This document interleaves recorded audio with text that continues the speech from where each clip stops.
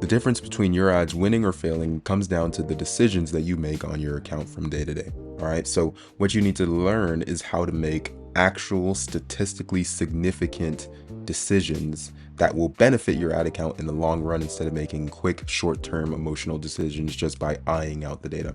And so what I'm going to do here is teach you how you can use the statistical significance calculator to actually look at the metrics for certain things and compare them and see if you have enough data to even make a decision with the ad account. So as an example, let's say you have an ad, right, that's doing a 1.0 click-through rate or something, and then you have another ad that's doing a 1.21 click-through rate. Let's say they get the same amount of impressions and stuff, but the clicks are just different, right? They're just a little bit different.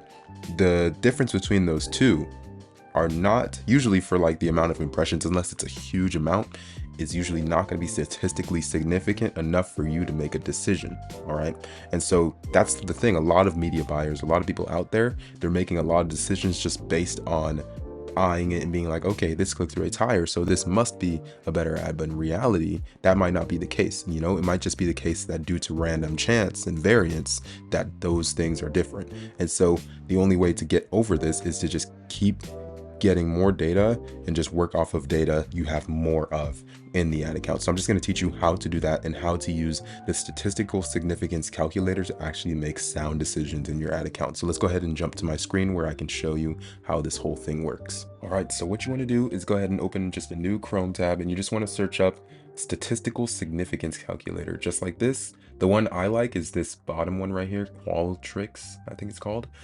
And basically all you want to do is just test your numbers, right? So this is just a simple split testing sort of thing, and then what you can do here is just find if it's statistically significant, right? That's a tongue twister. And also you can check the confidence score, whichever one you want, right? So if you want it to be 90% confident that variant B will be better than variant A, then you put 90. If you want 95, 99, but of course it's going to be a lot more harder to get stuff like 99%, because that means you're going to need a lot of data, or it's going to have to be a huge difference in the performance of the ad.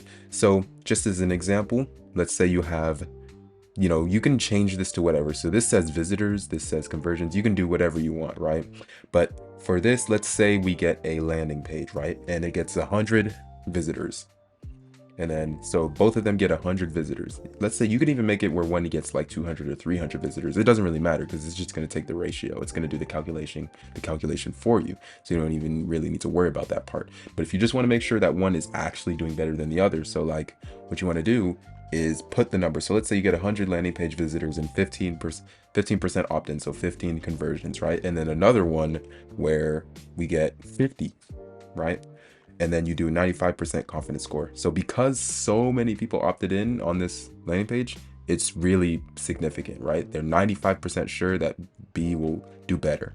But let's say it was 20 people opted in. It's not significant enough, the difference, right?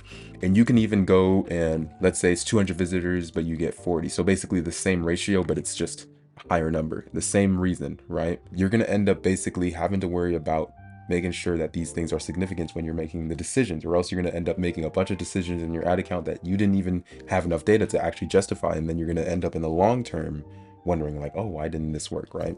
So I'm not saying use this like for every single decision that you make in your ad account, or else you're just going to end up spending a lot of budget and not getting anywhere. Some things you're just going to have to use your intuition to just kind of decide. But for a lot of things, like for example, landing page conversion rate and opt-in rate, or those are the same thing, but like, you get what I'm saying? Things like that, it's better to have this kind of calculator. So like, we can do another example. Let's say 25 people opted in. Let's see if that's significant. So you can see this is significant, right? 25% versus the 15% conversion rate. But if it was just like 10, right? It's not significant enough, right? You can still make the decision if you think it's gonna perform better anyways, right? But like, just know that it's not significant. They're not 95% sure that it's gonna be the best one.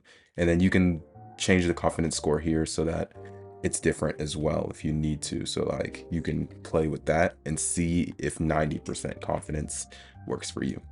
But yeah, that's basically how you test it. I just wanted to throw this at you guys to see what you guys can do with it now that you guys have this information. So go ahead and start using this in your ad accounts. Use this to start making decisions, especially with your funnels. See what happens. If you guys have any questions, let me know.